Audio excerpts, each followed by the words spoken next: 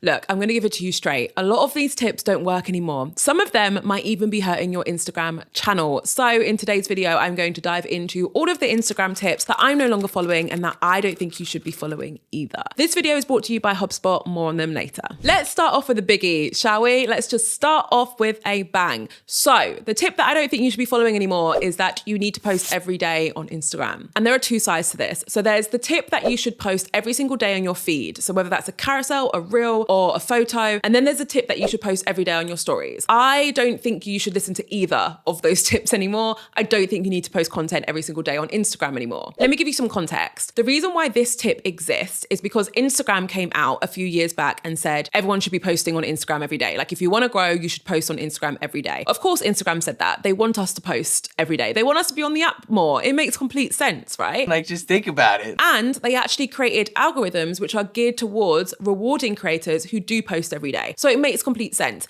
Instagram are saying it. People who are posting every day are seeing better results. Totally get why that was a tip. Things have changed though. And one of the main things that have changed is our audience's expectation of content from us. So previously, when we used to post every day, we could kind of post whatever we wanted. A lot of the time it was photos as well. Like we're talking pre-reels days. Wasn't that just a simpler time? We'd just be uploading a photo of our lunch and we'd be like, tick, posted for the day, which by the way, if you're like a food creator, then like totally makes sense. Carry on doing that. But do you catch my drift? The expectations of what made good content was quite different. Now we live in a world where we upload photos as well as carousels, as well as reels. And a lot of those reels require heavy editing and they're not the easiest or simplest thing to create. And what that's done is created a social media app where the expectations of content are higher than what they used to be. So our audience expects higher quality content from us, fine. What that's meant is that we naturally are posting less because in order for us to create a piece of content that took more than 2 seconds for us to create, we normally need a little bit more time to produce it and therefore end up posting ever so slightly less frequently on the platform.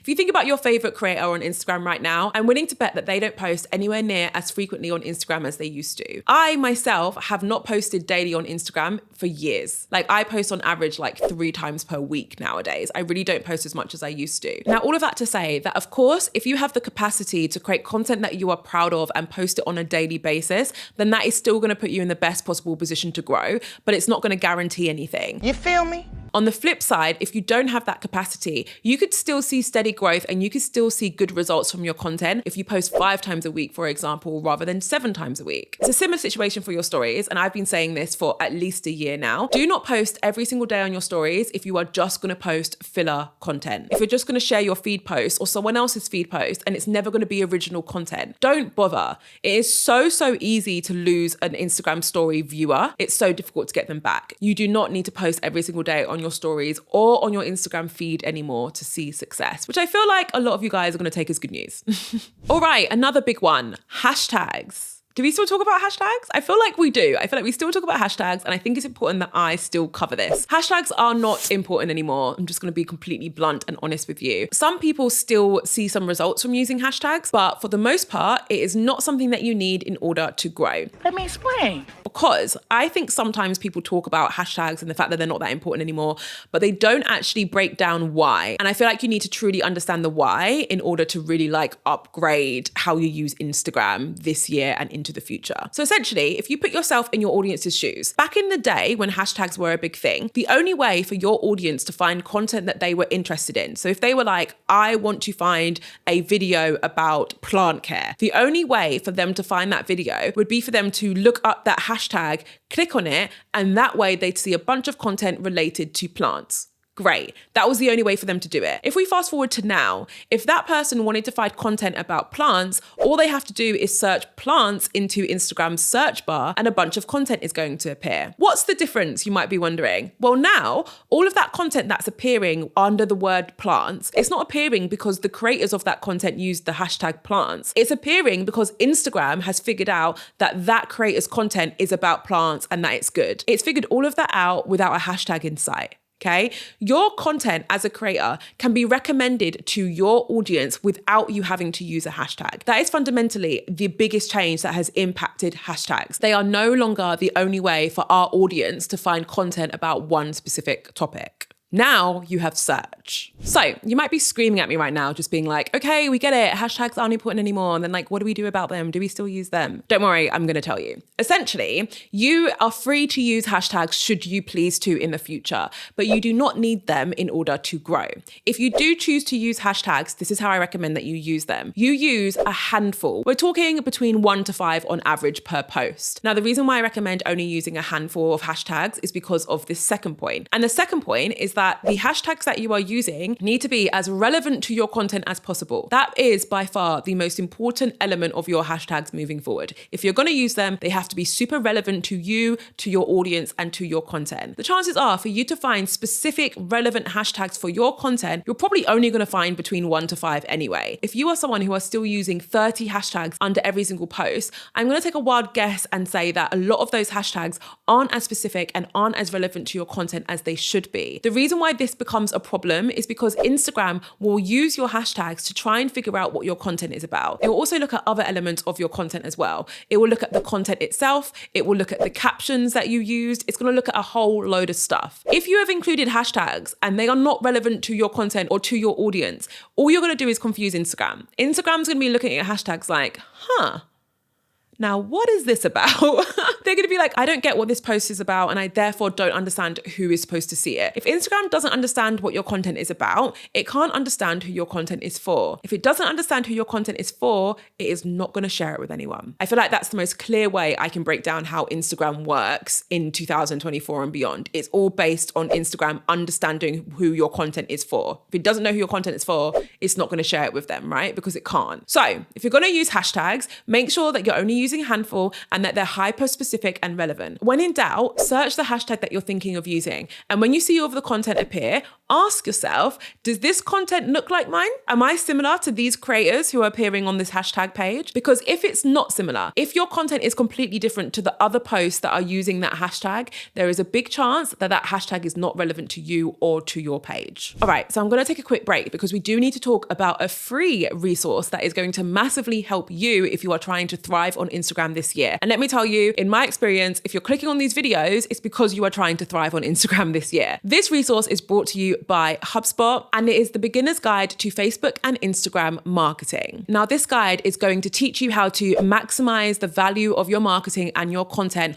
on Facebook and Instagram using different tools such as Facebook and Instagram ads. A lot of you guys ask me for advice surrounding like running ads on Instagram. And let me tell you, the best advice I can give you is to start with this free guide. Start with this free guide because it's going to give you the information you need to really kick off your journey using paid ads on Instagram to grow, to make sales, whatever your objective is. So this in-depth report covers a few different elements. It covers the value of Meta ads. Remember, Meta is the company that owns Facebook and Instagram. It also includes audience building tools and strategies. It will teach you how to maximize reach and lead generation using ads. And it will break down the right Meta ad type for your goal, which is super, super important. My personal favorite element of this entire report, though, is the audience building tools and strategies, because I know that this section is going to be super, super valuable to you guys. We all know how important it is for us to grow our audience in order for us to reach a lot of our goals and objectives. So this section is going to be super, super useful to you. As I mentioned, this guide is completely free thanks to HubSpot. So head to the link in my description to grab your hands on it. All right, my loves, another tip that I'm no longer following and that you shouldn't follow either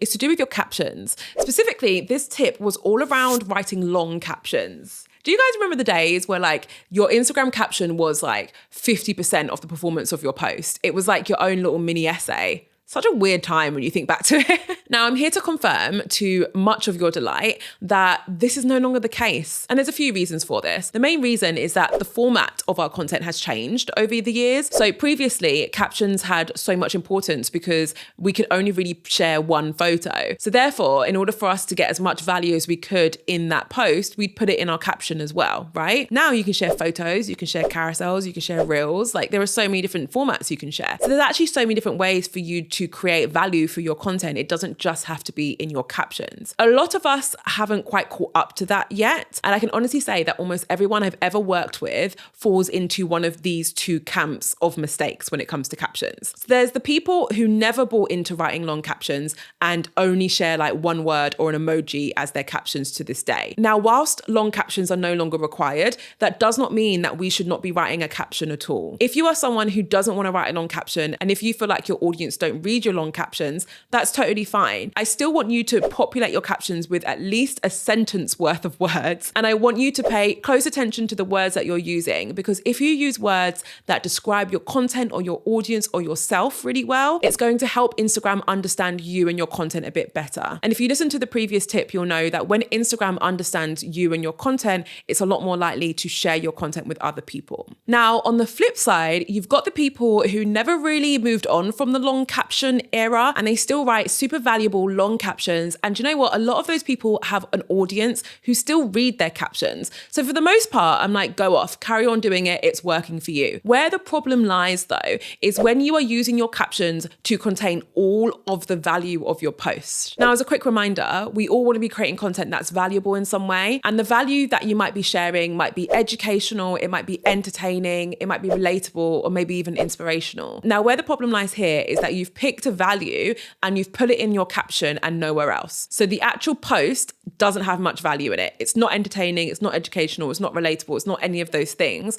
It's all in your caption though. And this does not lend itself well to how Instagram works in this day and age. Oh, guys, I'm so sorry, but someone's like drilling behind me. I hope you can't hear it. Also, it sounds a bit like an alien and it's throwing me off a bit. So focus. This doesn't lend itself to how people interact and use Instagram nowadays, because even if people are reading your captions, they're still going to look at your post first. In order for them to get to the point where they're going to read your caption, your post has to have something of value in it. So you putting all of your value in your captions, all that's doing is lessening the chances of people seeing the value and actually responding in a way that you'd like them to your content. Last, but certainly not least, this tip is all about posting reels, specifically the tip that you should post reels every single day. Now, look, this tip used to be good. It used to work. I get it. The reason why it used to work is because in the early days when Instagram Reels was just a little baby, it was also the golden child. Whenever you shared reels, it tended to get quite a lot of views, right? And the reason why it was getting a lot of views was because the algorithms were different. It was pushing reels a lot more. And also there were a lot fewer reels being shared. That's completely changed now. So whilst yes, reels are still great at helping you reach a new audience and growing, they're no longer the only way for you to do that. Your other formats of content, your photos and your carousels, can also help you achieve the same thing. In fact, I actually did an experiment where I only shared photos for a period of time. And I broke down the results in this video if you want to watch this to get a bit more detail and context. But essentially, spoiler alert, the results was that my channel actually performed better and my photos got significantly more engagement than my reels previously did. Just to hammer this point home even more, the head of Instagram, Adam Mazzari, did come out a little while back and explain that actually they're changing the algorithm so that it's a little bit more balanced from photos and carousels to reels. So the scales have definitely been in favor of reels previously, which is why you used to hear that tip about sharing reels every day. It really was your best way to grow, but they've slowly tipped a bit and they're a little bit more balanced with the rest of your content formats now. Also, even though I feel like I've really hammered this point home enough, but I'm going to just say one more thing. I launched a brand new Instagram account about 7 months ago, which is for my separate brand called The Creator Project, right? And that account now has about 7,000 followers.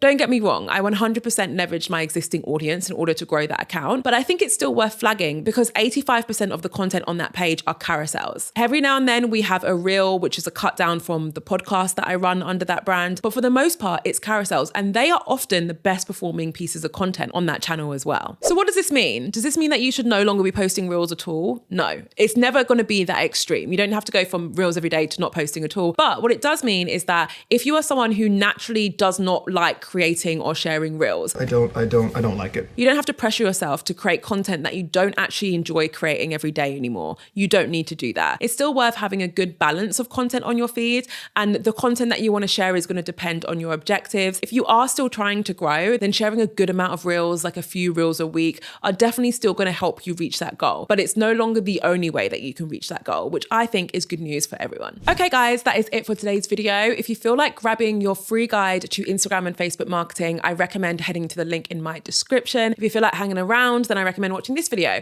It's all about the different ways that you can make growing on Instagram feel more enjoyable and easy this year, because I know we're all feeling a bit stressed. So this video is for you if you feel that way. Thank you so much for watching. As always, I can't wait to see you in my next video.